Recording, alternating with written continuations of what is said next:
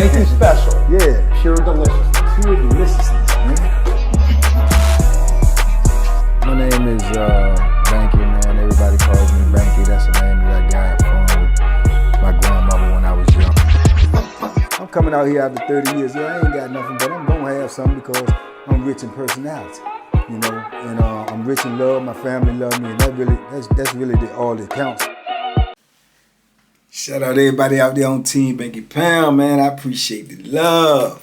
Boom, boom, boom, boom, boom. Appreciate the support.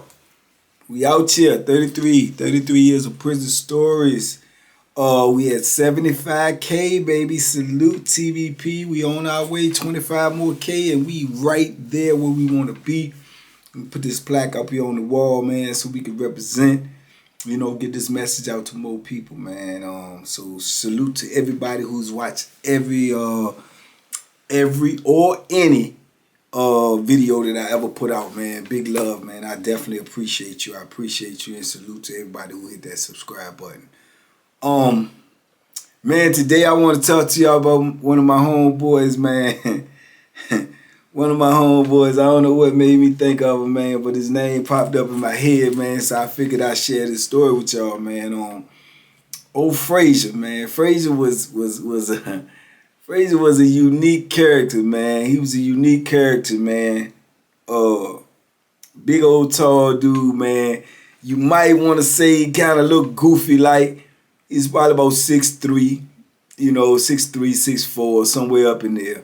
You know, he wasn't a muscular built dude, you know, regular old dad bod type dude.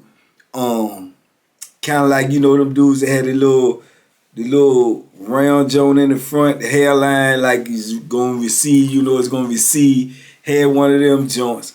But he had a soft spoken voice, man, more like, you know, like a pimp, you know, when he talked, he was like, you know, talk real soft and low, right? More like, yeah, I mean, you know, what's up? Yeah, man, go ahead. You know, come on, Joe. You know, I ain't going for that. You know, he talked like that. But let me tell you something, though. Fraser, man, I'm telling you, just from the looks of him, man, from the optics, man, you cannot, that's why you can't never judge a book by its cover. This dude pulled women, man, everywhere that I've been with him, and every place that I heard he's been. You know what I'm saying? That I want with him. Fraser gonna get a woman, man, and he gonna get one of the nicer ones on the compound. You know what I'm saying? He gonna pull one of the nicest ones on the compound, man. And I don't know how he do it or what he be saying to him, but he get him. He get them, man, and he get them. They be strung out and everything, man. And Fraser, man, he was a diabetic too. You know what I'm saying? He was a diabetic. He had to go to medical a lot, get insulin shots and stuff like that. And he wore glasses. You know what I'm saying? He had bad eyesight. You know, like real bad eyesight. You know, his glasses was thick as I don't know what. You know what I'm saying? So you just imagine this picture that I'm painting for y'all. This is what you know what I'm saying? This is what his visual was like. But his game was airtight, because I'm telling you, I remember when we was on Augusta. Way back, I'm early in my bit. I'm just starting. Augusta is like, you know what I'm saying, what, Southampton, Wall, Augusta. That's like my third stop. So I remember that's when I first ran into Fraser. That's when I first met him and everything. Now, mind you, Augusta was like Wallace Ridge and Red Onion of his time, because it was racist. It was super racist, man. It's up there in the mountains.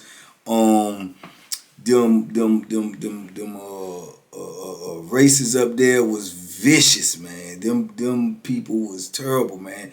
It was like 97%, 98% all, you know what I'm saying, white people who worked there who had never really, you know, been around black people like that. I mean, you literally had white people working there looking at us like we was like, you know, aliens or something, you know what I'm saying? I mean, it was crazy. So with that in mind, you got to remember this is how the atmosphere was, you know what I'm saying? And, you know, like a lot of these prisons, they open these prisons up in these places, you know, these rural places, and they open them up and they just, you know, to help the economy or whatever. and these people just get jobs there. They ain't never really worked in the system or nothing like that before. They don't know nothing. They learning on the job at your expense. You know what I'm saying? At your expense, because whatever they mess up or whatever mistakes they made, it's gonna be at your expense. You know what I'm saying? But that's just how it was. And yeah, man, I remember that, man, cause you know, this was up there, man. They was giving you charges up there because of how green they was. They was giving you charges up there for looking at a woman too hard. They call it reckless eyeballing. If a woman walked by and you was like, and they saw you, they'll give you a charge, man, called reckless eyeballing. You ogling the female CO too much. Man, it was crazy, man.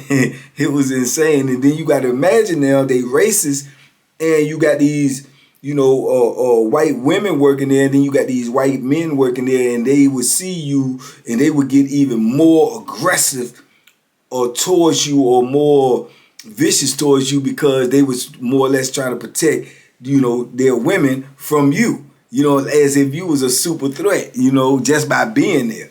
But it just was crazy. I would just remember processing all of this in my head, remember where you at and what's going on, because it was dangerous, man, because like I say, they'll try to hurt you, man. They'll try to hurt you over them women, and they'll try to hurt you to impress them women.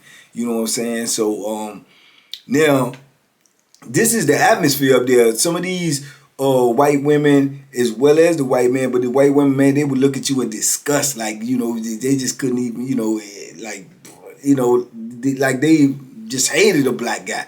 You know what I'm saying? And then some of them will look at you and, they ain't never been around you like this. And then you got to remember now, this is prison, so they, working in these booths, they working in these floors, so they getting to walk around and they getting to be in this booth, and these dudes is getting in showers, and these dudes, they walking around, and dudes is, gunning them, flashing them and stuff. So they seeing, black men naked and exposed and stuff like this when they hardly even been around black people at all. You know what I'm saying? Because to my understanding, where we was at, even the town or city or whatever you called it was predominantly white. Always had been predominantly white. You know what I'm saying? So it was just wild, man. And under all of these circumstances, under all of this duress, you got Frazier. You got Frazier. And Frazier ended up, man, he pulled one of the better looking women up there, if not the, best looking one that was up there. She came up there, she was young too, man. I probably like 19, 20 years old.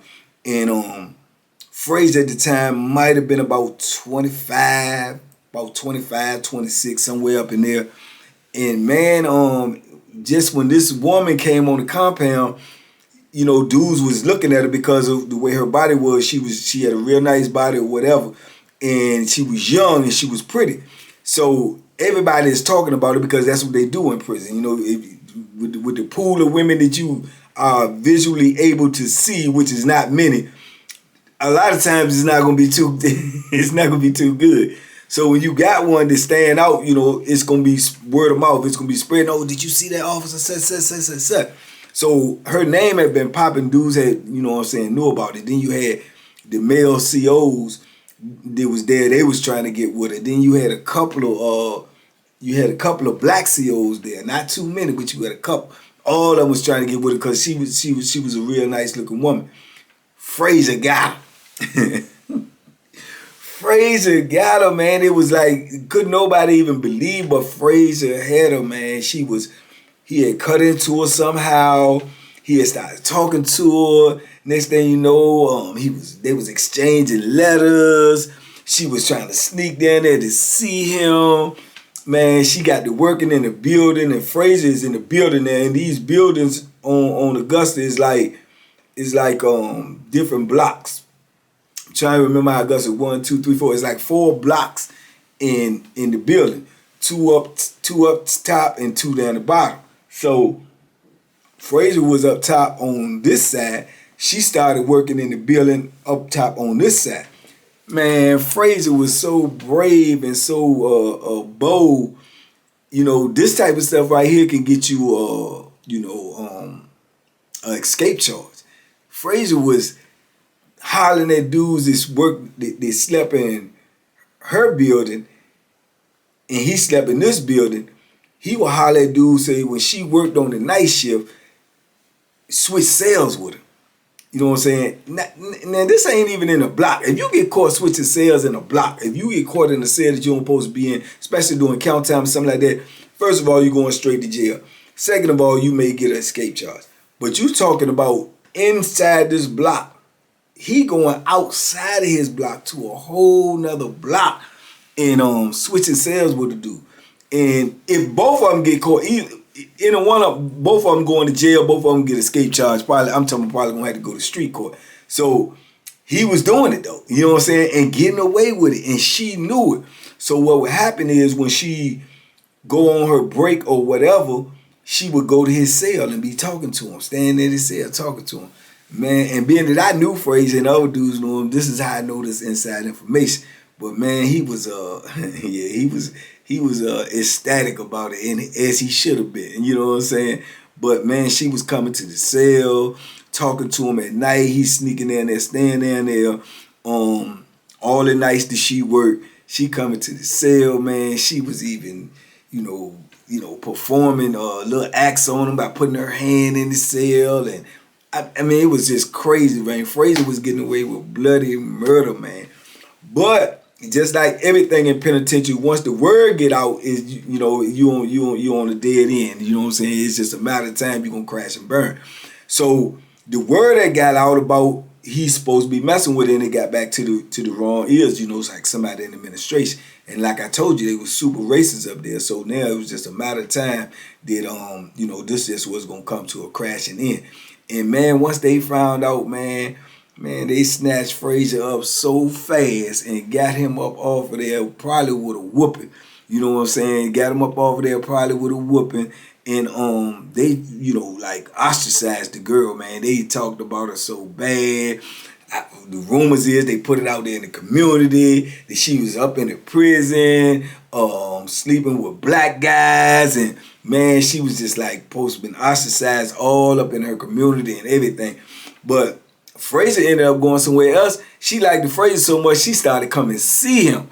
You know what I'm saying? She was going to see him on another institution, man. I said, man, Fraser got some major game, man. I'm telling you, he must got some pimp in his blood because he got major game.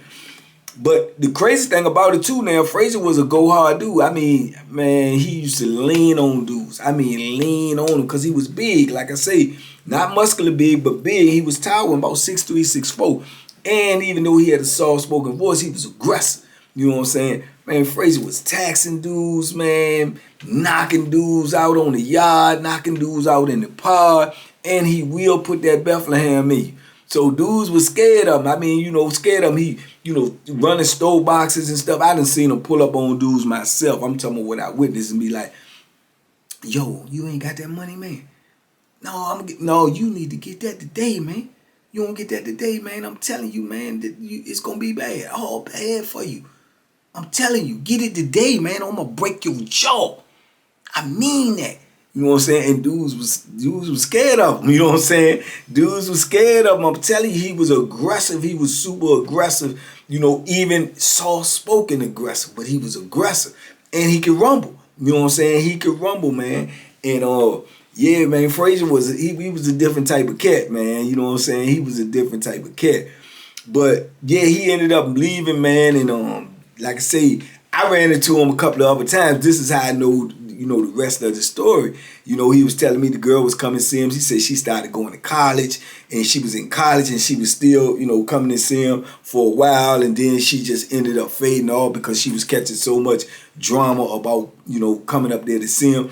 Because I think he left from there in some type of way. He ended up in King Mountain.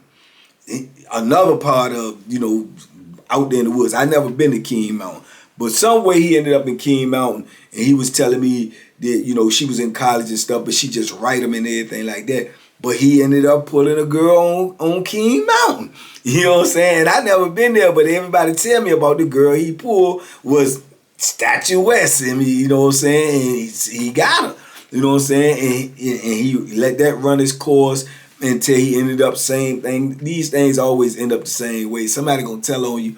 Somebody gonna get jealous. Somebody ain't gonna like you. Somebody gonna hate on you. Somebody gonna put the bug in the people's ear, and they gonna come running down on you, and you know the gig is up. You know, because that's one thing they not gonna have. They not gonna have you messing with one of their officers because you know you done infiltrated the whole system, and they not gonna have that, right? So he ended up there. He told me that he had got her, and they ended up taking him up off of that joint, and he ended up at Nottoway. He ended up at Nottoway, right? But let me back up before I get to Nottoway with him. How I got this information was because when he got off of the King Mountain Zone, I think he came to Mecklenburg. By this time, I had this situation with Big Raymond, and I ended up at Mecklenburg. So along come Fraser, pop up on Mecklenburg. Yeah, he popped up on Mecklenburg. So when he popped up on Mecklenburg, that's how I'm catching up with the story about what was going on with him. So we on Mecklenburg together, and man, he at it again, man. He at it again. You know, like I say, he a diabetic, so he can frequent medical. You know, they got to get him over to medical because, like I say, that's a serious, you know, situation. He may need an insulin shot. He say it's sugar low. He can call the people at any time and say it's sugar low, or he feel dizzy, and they got to write him a pass and let him go over to medical. So, man, if you could be in medical or go to medical, this is mostly women that work in medical. Almost all women. There's always gonna be like 90% women. So by him being around all them women all the time, by him going over there multiple times a week, you know, he got that pimp in his blood. It's just automatic. It's a foregone conclusion that he gonna end up pulling somebody, which he did. You know what I'm saying? And man, Fraser was living the life to be in prison, man. You know what I'm saying? As far as it comes with dealing with women, because that's what you know, mostly liking the most is you know, the love and the affection and the touch of a woman. Well, he won't like it that much because everywhere he went, he had one. And me and him was so cool and tight, you know, he was telling me what was going on, and he had a woman over there, man. He had a nurse over there, man. And Fraser was getting called over there, man, 3 to 4 times a week, man, at nighttime. And he was over there doing the thing, man, doing the thing. And yeah, he was having his cake, man, and eating it too, man. And I was like, yeah, he was like, yeah, I can go at any time, you know, because, you know, I'm diabetic, you know what I'm saying? So, you know, all she got to do is say, you know, send M.A. Frazier over here. He got to get his, you know, diabetic shot, you know what I'm saying, and get his snack bag. They get him diabetics little snack bags at night, like a boiled egg or, you know, a piece of fruit or something. They got to have something to eat, I guess, you know, for whatever their condition is. They always got to have something that they can, you know, eat or whatever. I mean, I think it's something about their sugar. I'm not, you know, real knowledgeable about that, but I do know they all get snack bags. You know what I'm saying? They get a snack bag every night, no matter where they at. Diabetic gonna get a snack bag. So by him being a diabetic and by her being a nurse, she had the power to call him over there whenever she wanted to, because it was a legitimate excuse to call him over there. But little do they know, they had their little thing going on, man. Fraser was strung out in love, man. He was telling me, man, yeah, man, yeah, I think I might, you know, I might murder her, man. She talking about she'll quit and woo. But I was like, man, why would you quit? Why would she quit? You had to ride this train till it come to an end, man. You know what I'm saying? But he was like, yeah, but she really want to be with me, and, you know, I like her, man. And man, he was going over there, man, multiple nights a week, man. And over there in medical like that, when you could get somebody over there, and then he was getting isolated with her. He in a room with her by himself. You know what I'm saying? She probably done hipped her other little nurses what's going on, so they probably did look out. So he just back there, man, for hours on end. He might go over to medical, man, be over there for about 3-4 hours and come back. You know what I'm saying? Happy as I don't know what. You know what I'm saying? But he was still into his thugging though. You know what I'm saying? He was still thugging. He was still, you know, bang, putting the thing on dudes, man. And so he would frequently get locked up. You know what I'm saying? He'll get locked up. Everywhere I've been with him, is 2 things is going to be, you know, for certain with Fraser. He going to whoop somebody and he going to pull a woman. You know what I'm saying? Period. Fraser gonna whoop somebody and he gonna pull a staff member. It's just that simple, man. That's what he do. You know what I'm saying? So fast forward, you know, he ended up getting transferred off of there. I think that nurse quit and started coming seeing him as well, wherever he was. But I ended up running into him again on Nottoway. I'm on Nottoway with him. Same thing. It don't stop. He got a nurse. You know what I'm saying? He done pulled a nurse. He, you know, that medical thing was working out for him. Even though he was sick, you know what I'm saying? He was legitimately sick. He was a legitimate diabetic. But it afforded him the opportunity to be around them women all the time. And that's his forte. He know how to talk to women. He know how to, obviously he know how to whisper some type of sweet nothings in their ear, man, because he get them. You know what I'm saying? He definitely get them. And anybody who been around him will tell you that what I'm telling you is actual and factual. You know, and like I say, Fraser, man, he you know, if you looked at him, you would not be able to see that. Or if you didn't know the actual facts, that what I'm saying is legitimate, and if he was telling you and you be listening to him, you'd probably be looking at him like, for real, man. For real. You had who? What? You did what? Man, get out of it.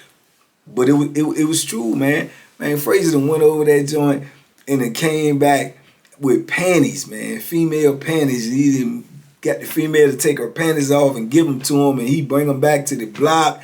You know what I'm saying? He done came back with jewelry. They done get him necklaces. He done came back with anything you can think of he has had. You know what I'm saying? He done had nurses to bring him the pack. He smoking weed. You know what I'm saying? He got everything, and he's getting it all from spitting his game to the women. You know what I'm saying? And that's where a lot of his, you know, confrontations came from, because he might have the weed, he might be selling the weed, and somebody ain't got that money. Oh, Fraser coming to get that money. He coming to get that money just like he go get that honey. He coming to get that money, man. You know what I'm saying? For real. And he ain't got no problem with busting you up. He ain't got no problem with putting that Bethlehem in you. None of that. You know what I'm saying? He with all the smoke, and he was far from scared. You know, soft spoken but aggressive. You know what I'm saying? And yeah, man, old Fraser, I just thought about him, man. And I just was thinking about the unique characters that I done ran across in my bit, man. And Fraser was definitely one of them, man. He is he was a one-on-one, man. You know, the way he went about his business and the way he handled himself, man. And it's crazy because I ran into him again years and years later. Then this is probably this is probably over 2.5 decades later, man, that I ran into him. I think I was on Powhatan. When you get transferred, a lot of times you get transferred if you're not going to Powhatan, which is considered the state farm, Virginia State Farm, the state prison. After the wall closed down, this is the state prison. So normally when you get transferred by bus, depending upon where you're going at. They have a changeover spot at Powhatan. So all of the buses would meet up there at a certain period, a certain time, and you would get off of the bus that you was on and go to the assigned bus that was going to the prison that you was going to. So when you first got on the bus and you getting transferred, you don't even know where you're going because they won't tell you. But when you get to Powhatan, that's when you're going to know where you're going, because when you have to get off of that bus, you're going to have to go get on the bus, and whatever bus you go get on is labeled to be going Sussex 1, Sussex 2, Augusta, Mecklenburg. So you'll know where you're going when you change over in them buses. So I'm on the joint, and I'm going, I can't even remember where I was going at this time. It might have been. I might have been going to one of the Sussex. I might have been going to Sussex 2. But I saw him, man. I ran into him in the changeover, man. And he had, you know, like all of us, he had got old. You know, his eyes had got real bad, man. He was almost blind, man. He was telling me that he could, you know, he was legally blind now. And he had some super thick glasses, man. He was like he could barely see. He trying to get out, you know, he had got smaller and, you know, lost a lot of weight with the diabetic thing. He said his health was declining. and his people was trying to get him out, but he still had a little bit to do. But man, he definitely did not look the same after 25 years or better. He didn't look the same at all, man. But he still had that game though. He still talked that talk, man. But yeah, we sit there. We was able to talk, man, for about 15, 20 minutes. While we waiting to get assigned to whatever bus we going to, shackled up and cuffed up. You know what I'm saying, wobbling around like penguins and stuff.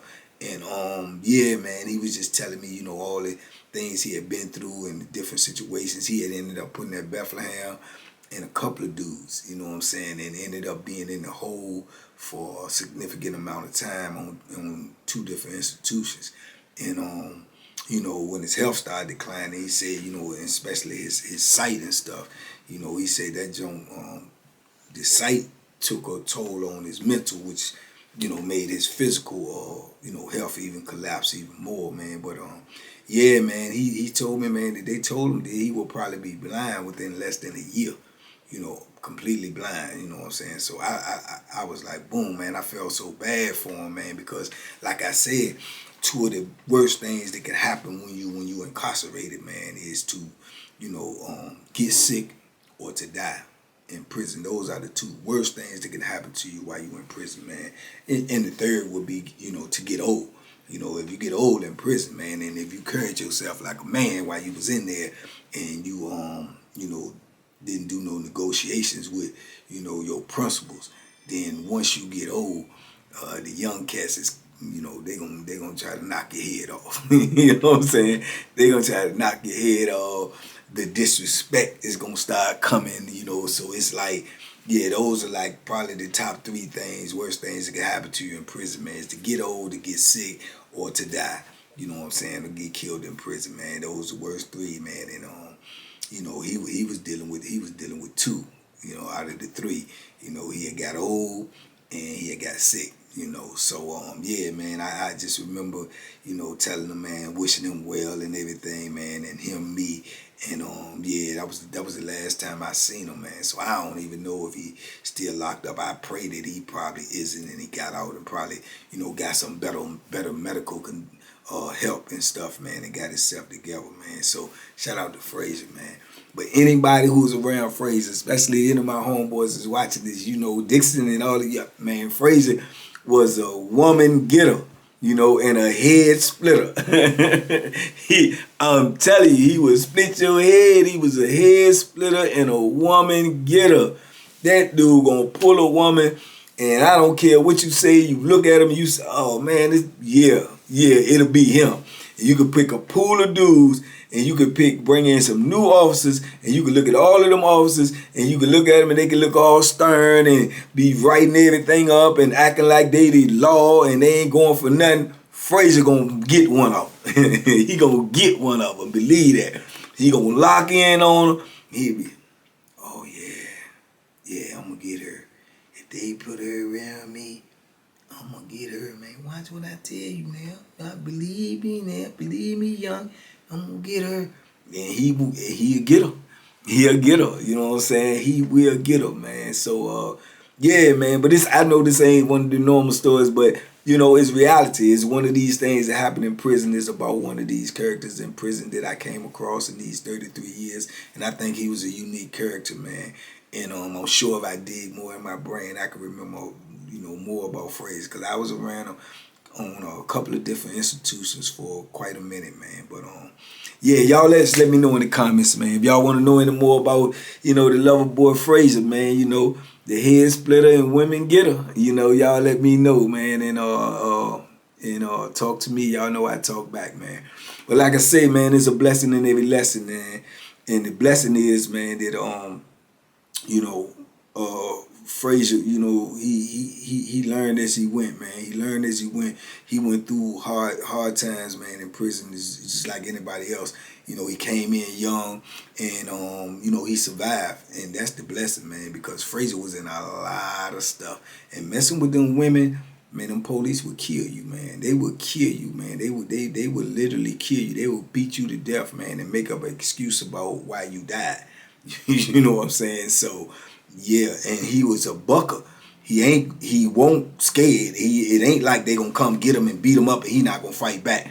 It ain't like they gonna beat him up and let him out and he's just gonna have you walking around. He won't built like that. He was built different. If you do something to him, it's a must that he see you again or get revenge. He was cut from that type of cloth, man. You know what I'm saying? Like a lot of dudes from that Northern Virginia and DC area is, man. You know, so salute to this Chocolate City, man. Southeast, y'all already know, stand up, man.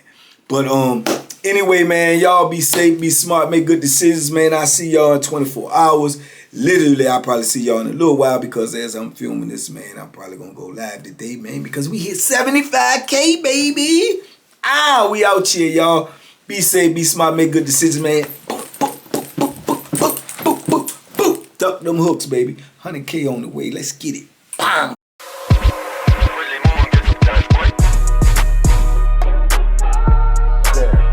The banking special. Yeah. Pure deliciousness. Pure deliciousness, man. My name is Banky, man. Everybody calls me Banky. That's the name that I got from my grandmother when I was young. I'm coming out here after 30 years. Yeah, I ain't got nothing, but I'm gonna have something because I'm rich in personality, you know. And I'm rich in love. My family love me, and that's really all that counts.